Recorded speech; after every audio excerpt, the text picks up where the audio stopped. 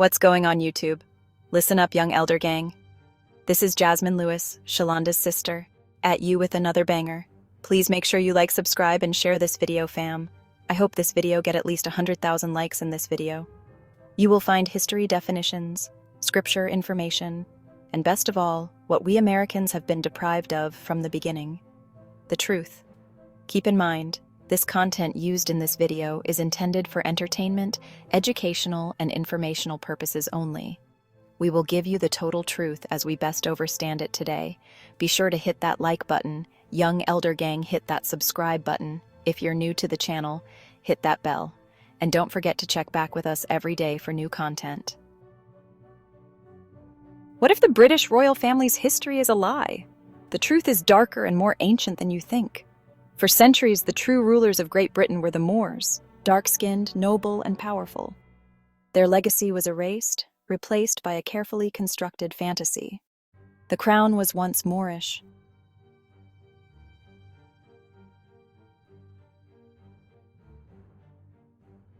The fall of the Moorish kings was not the result of a simple war or political squabble.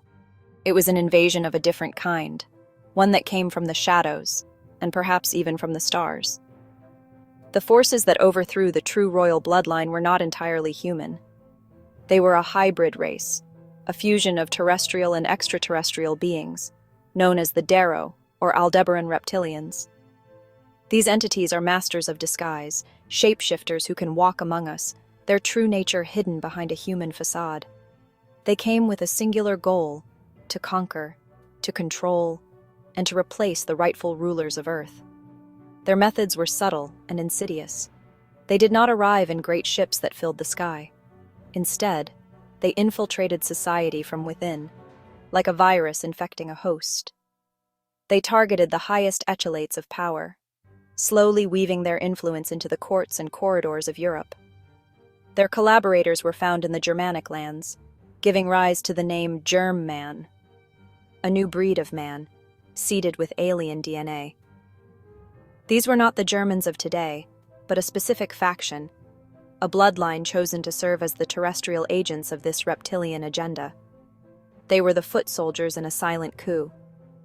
King George III and his family became the primary target of this covert takeover. The reptilian hybrids saw the Moorish throne of Britain as the key to global domination. To seize it meant to control a vast and powerful empire. They began a campaign of systematic destruction, aimed at wiping out King George III's entire family and erasing any trace of their Moorish identity. They used poison, political intrigue, and assassination. They manipulated events from behind the scenes, creating chaos and conflict that they could then exploit for their own gain. The American Revolution itself was a pawn in their much larger game. This was not just a battle for a kingdom. It was a war for a bloodline. The Reptilians sought to corrupt and replace the sacred lineage of the Moors with their own. They understood that true power is not just held, it is inherited. By installing their own hybrid offspring onto the throne, they could secure their dominion for generations to come. The plan was as patient as it was ruthless. They worked over decades, slowly tightening their grip until the moment was right to strike the final blow and claim the crown as their own, forever changing the course of human history and plunging the world into a new era of hidden control.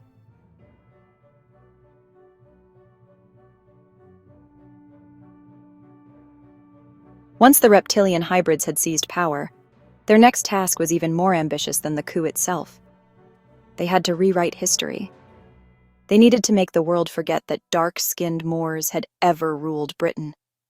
This was a psychological operation on a global scale.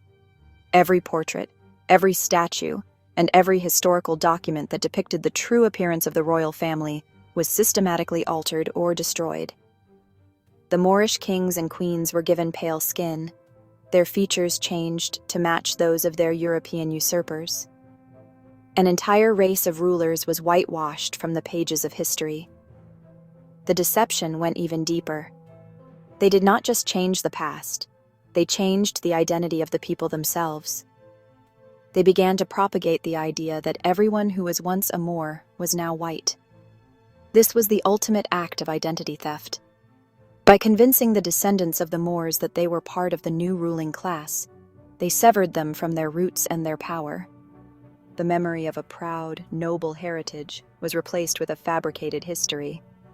The true Moors, particularly those who remained aware of their lineage, were marginalized, reclassified, and pushed to the fringes of society, their claims to the throne dismissed as fantasy.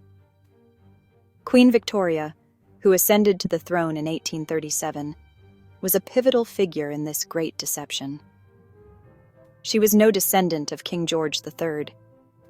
She was the princess of the New Order, a Dero and Aldebaran hybrid, placed on the throne to cement their rule.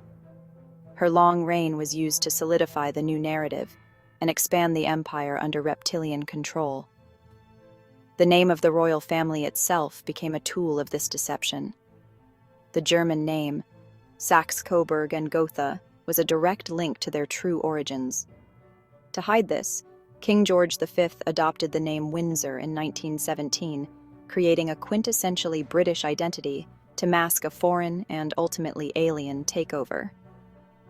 This historical revisionism was not merely for show. It was a critical step in establishing a new world order. By controlling the most powerful throne on Earth, these forces could begin to orchestrate global events. The British Empire became their instrument for projecting power across the planet. The wealth, resources, and armies of the empire were now in the hands of a secret cabal with an agenda far beyond human comprehension. The truth of the Moorish kings had to be buried, because if it ever came to light, it would expose the fraudulent foundation upon which the modern world was built. The lie had to become the truth. Long before Windsor, Britain was built on a great covenant, an ancient promise that the Moors, the original dark-skinned rulers, were the true heirs and guardians of the land. Their legacy is hidden in plain sight, in heraldry, castles, and chronicles, erased to sever our connection to this powerful Moorish foundation. The House of Hanover, often called a German dynasty, was actually one of the last Moorish royal lines in Britain, tracing back to the Mandinka Moors of West Africa. Kings like George II and Queen Charlotte were of Moorish descent, their heritage later hidden by history. Their union marked the final chapter of true Moorish rule before the rise of new powers.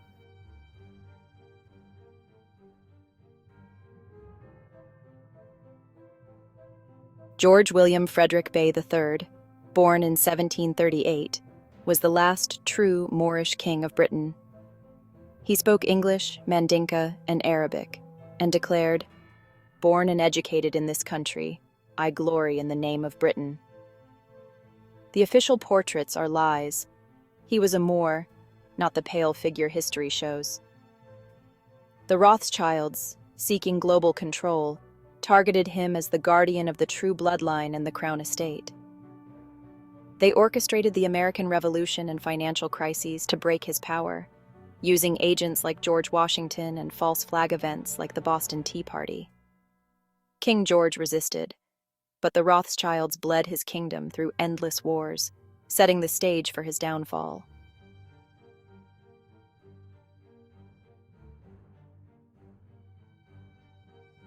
The Rothschilds' plan was simple: create chaos, then profit from the solution. They unleashed Napoleon, funding both sides of the war, forcing King George to borrow at crippling rates. The king, trapped by debt, surrendered the crown estate to Parliament, now under Rothschild control. The Bank of England and the empire's wealth fell into their hands, without a single shot fired. Even after Napoleon's defeat, King George remained a threat as the living symbol of the Moorish bloodline.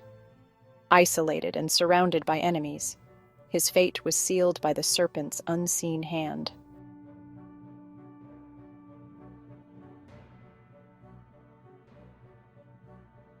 With the kingdom's wealth secured, the Rothschilds moved to eliminate King George III. A Knight of Templar was sent to poison him with arsenic, causing a slow, agonizing decline masked as natural illness. The king suffered blindness, deafness, and excruciating pain. His madness, a convenient cover for murder. On January 29, 1820, the last true Moorish king died. his legacy smeared by lies. The Rothschilds had not only stolen his crown and wealth, but also his life and the truth of his bloodline. The serpent had swallowed the lion.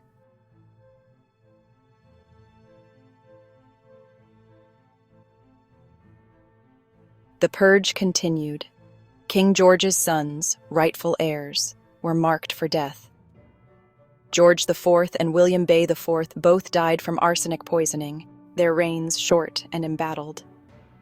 William, the Sailor King, abolished slavery and fought for reform, but was ultimately poisoned like his kin. With no legitimate heirs left, the Moorish royal line was erased. The Reptilian cabal created a power vacuum, ready to install their own bloodline. The stage was set for a serpent princess to claim the stolen throne.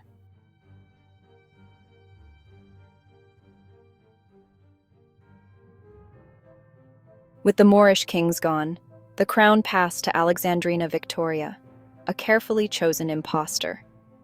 She was not the daughter of Prince Edward Bey, but a product of the reptilian-aligned house of Saxe-Coburg and Gotha. Her ascension in 1837 marked the final victory of the coup. The Great Covenant was broken.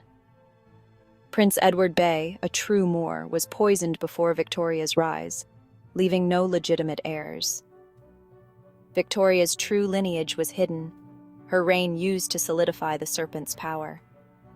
The British Empire, and the world, now belonged to an ancient, non-human intelligence.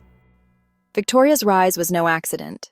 It was the result of a secret breeding program, merging British royalty with Germanic bloodlines to serve the reptilian agenda. The Saxe-Coburgs provided the genetic stock, sealing the British crown's fate. In 1917, the family became Windsor, a mask hiding their true origins.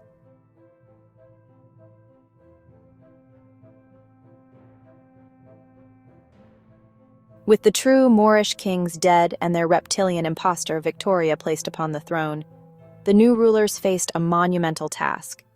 It was not enough to seize power. They had to legitimize it. They had to erase the memory of what came before. This began with a systematic and ruthless campaign of historical revisionism, a project of cultural theft on a scale never before seen. The most immediate and visible evidence of Moorish rule was in the art. The portraits, tapestries, and sculptures that filled the royal palaces and noble houses all depicted the true, dark-skinned faces of the British monarchy. These had to be destroyed or, more insidiously, changed. A legion of artists, secretly commissioned by the new regime, was put to work. Their task was to whiten history. They meticulously painted over the original portraits of kings like George III and his ancestors. The rich, dark skin tones were covered with layers of pale pigment. Noble African features were softened and Europeanized. Kinky hair was straightened and powdered. An entire dynasty of Moorish rulers was posthumously given a racial makeover. This was not art. It was a psychological operation. Every altered portrait became a piece of propaganda, reinforcing the lie that the British throne had always belonged to a pale-skinned race. The truth was not just buried, it was painted over. This campaign extended beyond the grand portraits. Statues were recarved or replaced. Descriptions in official inventories were altered. Family crests and coats of arms bearing Moorish heads, once a symbol of pride and royal authority, were either removed or recontextualized as symbols of conquest over foreign peoples, rather than representations of the rulers themselves. The goal was to create a visual landscape that supported the new narrative. By controlling what people saw, the usurpers could control what they believed. They ensured that future generations would grow up seeing only white faces associated with British royalty, making the very idea of a black king seem absurd and fantastical. The psychological impact of this whitewashing was profound. It robbed the descendants of the Moors of their legacy and their connection to power. It created a world where blackness was associated with servitude and whiteness with royalty, the exact inverse of the truth. It was the ultimate act of gaslighting, telling an entire people that what they knew to be true was a delusion. The great halls that once celebrated the glory of the Moorish kings were transformed into galleries of lies, each pale portrait a silent testament to the greatest heist in history, the theft of a people's identity, their crown, and their past. The regime didn't just whitewash images, they attacked the archives, burning and forging documents to erase the Moorish kings from history. Chronicles and records were destroyed or rewritten, leaving only gaps and silence for future historians. The true story lies in the smoke of burned manuscripts and the silence of altered archives. The plan wasn't just about changing books or pictures. It was about erasing the Moors' identity, turning them into white men. Through social engineering, propaganda, and pressure, Moors were convinced to forget their heritage and accept a new, manufactured identity.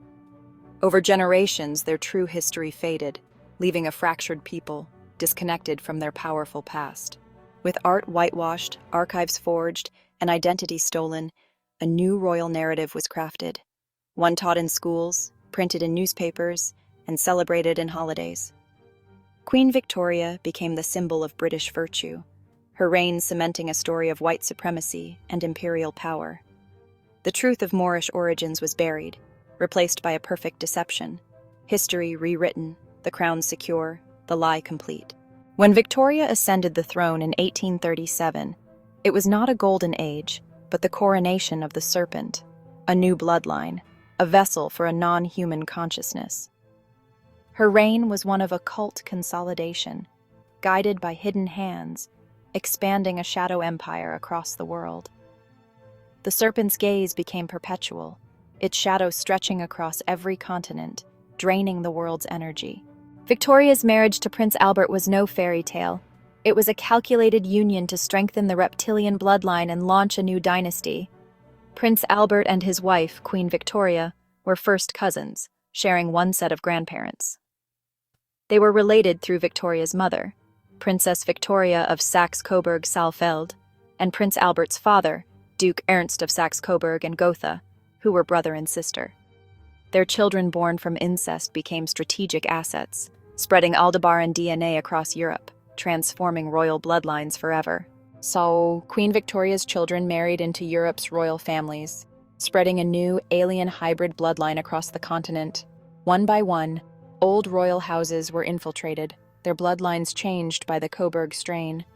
This was a silent genetic conquest, each marriage a calculated move in a much deeper, darker game. As World War I loomed, the British royal family, German by blood, faced a crisis. In 1917, King George V rebranded them as the House of Windsor, erasing their German roots. The name Windsor became a brand, hiding the dynasty's true origins behind a patriotic mask. The Reptilian coup that seized the British throne was just one move in a global war for domination, led by the secretive Illuminati families. 13 core bloodlines, including Rothschild, Rockefeller, and Kennedy, secretly rule the world. Their control is absolute. Politics, law, education, and media all serve their agenda. Their goal? A new world order, a global prison, with walls closing in every day. The Rothschilds and Rockefellers are the masters of money and war, one ruling Europe's finances, the other America's resources. They control governments, profit from wars, and shape our reality from the shadows. Their alliance dominates the Western world, making them the architects of the New World Order. The 13 Illuminati families own nearly every corporation that matters, weaving a vast hidden web of control. Through trusts and foundations, they control your banks, food, water, and media, shaping what you see, eat, and believe. Their goal? To own not just your mind or labor, but your very body, turning humanity into nodes in their global control network. This is the world the 13 families are building. We have uncovered a hidden war for consciousness, where Moorish kings were erased and the throne seized by Serpent forces. Their hybrid rulers launched a global empire, enslaving humanity through fear, division, and illusion. But the truth remains, a legacy of power, waiting to break the chains and awaken us all. The chains that bind us are not steel, but lies. The Illuminati control history, hiding our true origins. Reclaiming our past means seeing through their story, uncovering the Moorish kings beneath the paint, the clues in plain sight. This awakening is a revolutionary act, empowering us to unite, remember, and reclaim our stolen legacy. Break the chains of the serpent, not with violence, but by withdrawing our consent and energy from their control. Every choice for truth and freedom starves the beast. The awakening is happening now. The tide is turning. Let us reclaim our birthright and build a world free from the serpent's shadow.